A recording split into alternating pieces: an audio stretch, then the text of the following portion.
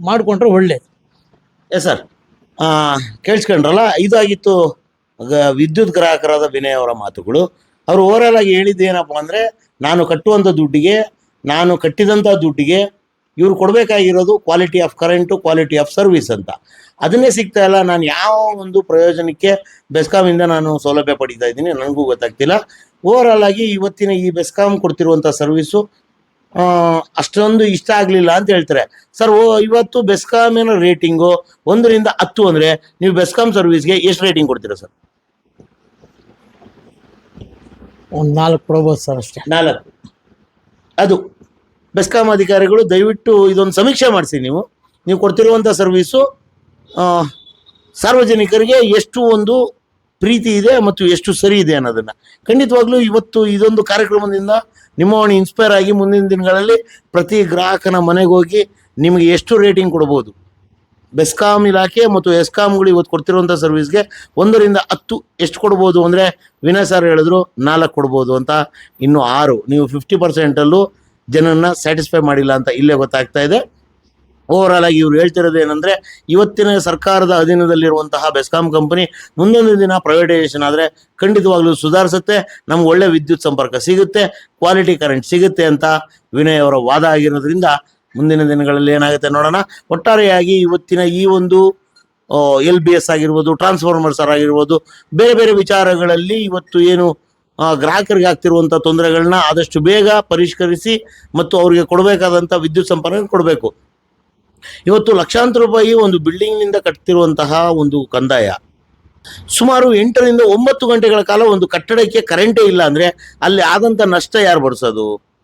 ಅಲ್ಲಿ ಆಗ್ತಿರುವಂಥ ತೊಂದರೆ ಯಾರು ಭರಿಸೋದು? ಇವತ್ತು ಸರ್ಕಾರಿ ಅಧಿಕಾರಿಗಳು ಹೇಳ್ತಾರೆ, ಏನಾದರೂ ಅವರ ಕೆಲಸ ಮಾಡುವಾಗ ಪ್ರಶ್ನೆ ಮಾಡಿದ್ರೆ ಅಥವಾ ಏನಾದ್ರು ಇನ್ನೊಂದು ಮತ್ತೊಂದು ಕೇಳಿದ್ರೆ, ನನ್ನ ಕರ್ತವ್ಯಕ್ಕೆ ಅಡ್ಡಿಪಡಿಸಿದೆಯಾ, ನಾನು ಹೋಗಿ ಕಂಪ್ಲೇಂಟ್ ಕೊಡ್ತೀನಿ ಅಂತಾರೆ.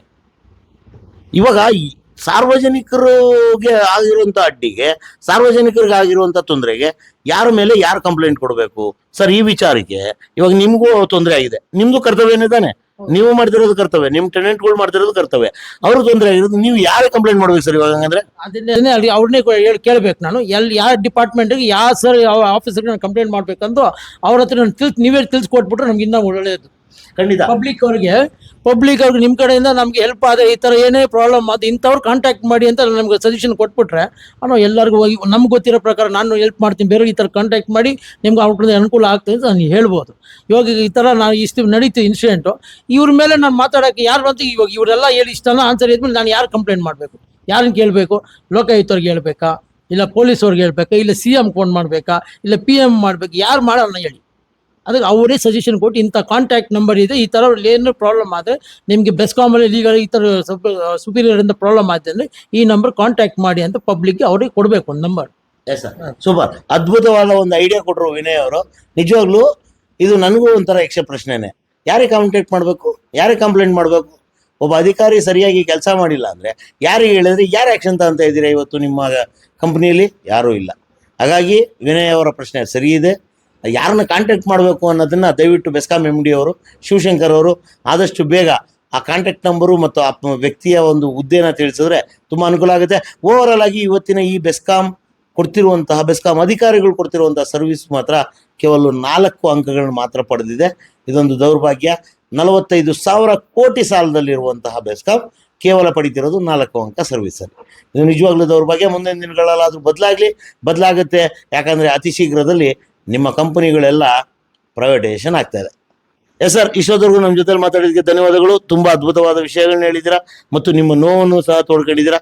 ಎಂಡ್ ಆಫ್ ದ ಪಾರ್ಟ್, ಕೊನೆಯದಾಗಿ ನೀವು ಈ ಬೆಸ್ಕಾಂ ಅಧಿಕಾರಿಗಳಿಗೆ ಕಿವಿ ಮಾತು ಅಂತ ಏನು ಹೇಳ್ತೀರಿ ಸರ್? ಅವ್ರಿಗೆ ಹೇಳೋದು ಒಂದೇ ಮಾತು ಸರ್, ಪಬ್ಲಿಕ್ಗೆ ಪ್ರಾಬ್ಲಮ್ ಸರ್, ತೊಂದರೆ ಕೊಡಬೇಡಿ. ಆದಷ್ಟು ನಿಮ್ಮ ಕೈಲಾದಷ್ಟು ಪಬ್ಲಿಕ್ ನೋಡಿಕೊಂಡು ಅವ್ರಿಗೆ ಅನುಕೂಲ ಆಗಂಗೆ ನಿಮ್ಮ ಲೈನ್ ಮ್ಯಾನ್ಗಳು ಯಾರನ್ನ ಫೋನ್ ಮಾಡಿದ ತಕ್ಷಣ ಇಮಿಡಿಯೇಟ್ ಕಳಿಸ್ಕೊಟ್ಟೆ. ಚಿಕ್ಕ ಮಕ್ಕಳು ಇರ್ತಾರೆ, ಅವ್ರಿಗೆ ಕರೆಂಟ್ ಇಲ್ಲದೆ ಪ್ರಾಬ್ಲಮ್ ಆಗ್ತದೆ. ಒಂದು ಕಂಪ್ನಿಯಲ್ಲಿ 100 ಜನ ಕಂಪ್ನಿ ಕೆಲಸ ಮಾಡ್ತಾರೆ, ಅವ್ರು 1 ಅವರ್ ನಿಂತ್ಬಿಟ್ರೆ ಕೆಲಸ ಅವ್ರಿಗೆ ಎಷ್ಟೋ ಲಾಸ್ ಅದು ಕಟ್ಕೊಡೋಕೆ ಅವ್ರ ಕೈಲಿ ಆಗಲ್ಲ. ಸೊ ಅದಕ್ಕೆ ಹೇಳೋದು ಒಂದೇ ಮಾತು, ಆದಷ್ಟು ಕಡಿಮೆ ಟ್ರೈ ಮಾಡಿ ಅವ್ರಿಗೆ ಒಳ್ಳೆಯದು ಲಿಂಕ್ ಮಾಡಿಕೊಡಿ. ಅದು ಫೋನ್ ಮಾಡಿ ನಿಮ್ಗೆ ಕಾಂಟ್ಯಾಕ್ಟ್ ಮಾಡಿದ ತಕ್ಷಣ ಕಾಂಟ್ಯಾಕ್ಟ್ ನಂಬರ್ ಕೊಡಿ, ಮಾಡಿದ ತಕ್ಷಣ ಇಮಿಡಿಯೇಟ್ಲಿ ಅವ್ರು ರೆಸ್ಪಾನ್ಸ್ ಮಾಡೋದು ಒಂದು ಅನುಕೂಲ ಮಾಡ್ಕೊಳ್ಳಿ ಅಂತ ಹೇಳ್ತೀನಿ ಅಷ್ಟೇ. Sir, thank you. ತುಂಬ ಅದ್ಭುತವಾಗಿ ಮಾತಾಡಿದ್ರು. ಆದಷ್ಟು ಬೇಗ ಸರ್ವಿಸ್ ಕೊಡಿ ಅನ್ನೋದು ಒಂದೇ ವಿನಯ್ ಅವರ ಮಾತು. ಸಹಜ, ಯಾಕಂದರೆ ಅವರು ಏನು ಕರೆಂಟ್ ಬಳಸ್ತಾರೋ ಅದಕ್ಕೆ ಮಿನಿಮಮ್ಮೂ ಕಟ್ತಾರೆ ಮತ್ತು ಕರೆಂಟ್ ಬಿಲ್ನೂ ಕಟ್ತಾರೆ ಮತ್ತು ನಿಮ್ಮ ಸರ್ಕಾರಿ ಅಧಿಕಾರಿಗಳ ಪೆನ್ಷನ್ನ ದುಡ್ಡು ಸಹ ಅವರೇ ಬಳಸ್ತಾ ಇದ್ದಾರೆ. ಹಾಗಾಗಿ ಅವ್ರು ಕೇಳ್ತಿರೋದು ಒಂದೇ, ಸರಿಯಾದ ಸಮರ್ಪಕವಾದ ಒಂದು ಸುಧಾರಿತ ವಿದ್ಯುತ್ ಸಂಪರ್ಕನ ನೀಡಿ. ಇಷ್ಟೊತ್ತವರೆಗೂ ನಮ್ಮ ಜೊತೆಯಲ್ಲಿ ವಿದ್ಯುತ್ ಗ್ರಾಹಕರಾದ ಕೊತ್ತನೂರಿನ ವಿನಯ್ ಅವರು ಮಾತಾಡಿದ್ದಾರೆ. ತುಂಬ ಅದ್ಭುತ ವಿಚಾರಗಳನ್ನ ತಿಳಿಸ್ಕೊಟ್ಟಿದ್ದಾರೆ ಮತ್ತು ಅವ್ರಿಗೆ ಆಗ್ತಿರುವಂಥ ನೋವು ತೊಂದರೆಗಳನ್ನೆಲ್ಲ ಹೇಳಿದ್ದಾರೆ. ನಿಮಗೇನಾದರೂ ಆ ರೀತಿಯ ತೊಂದರೆಗಳಿದ್ರೆ ದಯವಿಟ್ಟು ನಿಮ್ಮ ವಾಣಿಯನ್ನು ಸಂಪರ್ಕ ಮಾಡಿ ಮತ್ತು ನಮ್ಮ ಚಾನಲ್ ಫೇಸ್ಬುಕ್ಕಲ್ಲಿ ಫಾಲೋ ಮಾಡಿ. ನಿಮ್ಮ ವಾಣಿ ಅಂತ ಇದೆ, ಯೂಟ್ಯೂಬಲ್ಲಿ ನಿಮ್ಮ ವಾಣಿ ಅಂತಿದೆ. ಸಬ್ಸ್ಕ್ರೈಬ್ ಮಾಡಿ, ನಮಗೆ ಸಪೋರ್ಟ್ ಮಾಡಿ. ಧನ್ಯವಾದಗಳು. Thank you sir.